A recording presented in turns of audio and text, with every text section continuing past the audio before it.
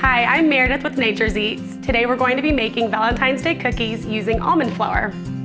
By now you've probably seen almond flour in your local grocery store. It's made from blanched almonds, it's high in protein, gluten-free, so it fits into all of those trendy diets you see out there like paleo and keto, and best of all, it's low carb. For this recipe, you'll need 2 1/4 cups of Nature's Eats blanched almond flour, a ½ cup of butter, a 1/4 cup of softened coconut oil, 3/4 cup sugar, 2 eggs, 2 teaspoons of vanilla, a 1/4 teaspoon of almond extract, a ½ teaspoon of baking soda, ½ teaspoon of fine salt, and a ½ cup of coconut flour. So just remember when you're making these that the almond flour is coarser than regular flour, and that's totally okay.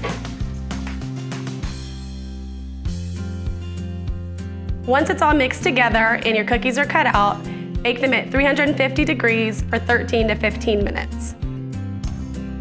When the cookies come out, decorate them however you like, enjoy them at home with family or take them to the office. And you can find Nature's Eats blanched almond flour at your local grocery store, online, or at Walmart. See you next time.